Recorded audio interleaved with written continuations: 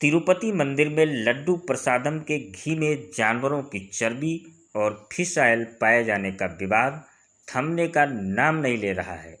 एक तरफ केंद्र ने आंध्र प्रदेश सरकार मामले को लेकर रिपोर्ट मांगी है, तो वहीं कांग्रेस ने पूरे मामले की सीबीआई जांच कराने की मांग की है। इस बीच अब इस पूरे मामले पर जगत गुरु रामभद्राचार्य की प्रतिक्रिया भी सामने आई है। पत्रकारों द्वारा सवाल पूछा गया कि सरकार के नियंत्रण के बाद भी तिरुपति मंदिर के प्रसाद में मिलावट का मामला सामने आया है।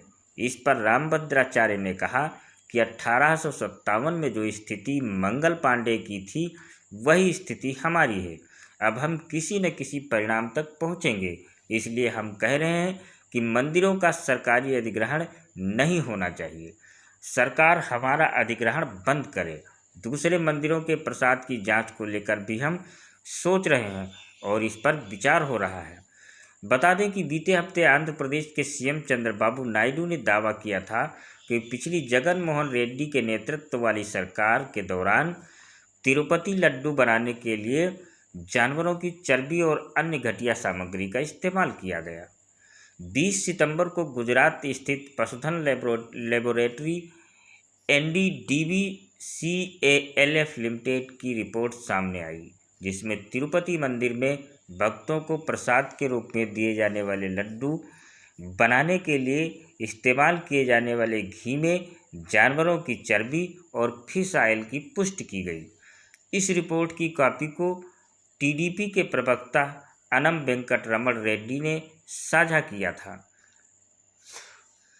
टीडीपी प्रवक्ता ने इस मुद्दे पर बोलते हुए कहा कि सैंपल की लैब रिपोर्ट पुष्टि करती है कि घी की तैयारी में जानवरों की चर्बी, लार्ड और फिश ऑयल का इस्तेमाल किया गया, जिसे तिरुमाला को सप्लाई किया गया था, जिसकी एस वैल्यू 19.7 है। विवाद के बाद केंद्रीय स्वास्थ्य मंत्री जेपी नड्डा ने आंध्र प्रदेश के मुख्यमंत्री एन चंद्रबाबू नायडू से बात की और पूरे मामले पर रिपोर्ट की मांग की थी।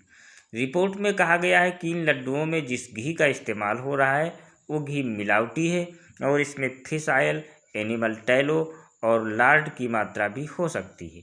एनिमल टैलो का मतलब पशु में मौजूद फैट से होता है और इसमें लार्ड भी मिला हुआ था। लार्ड का मतलब जानवरों की चर्बी से होता है और इसी रिपोर्ट में ये भी बताया गया है कि इसी घी में फिश ऑयल की मात्रा भी हो सकती है। हालांकि इस रिपोर्ट में ये भी लिखा है कि कुछ परिस्थितियों के कारण गाय के घी में जानवरों की चर्बी और उनके फैट के अंश पहुंच सकते हैं और जांच में फॉल्स पॉजिटिव रिजल्ट्स आ सकते हैं।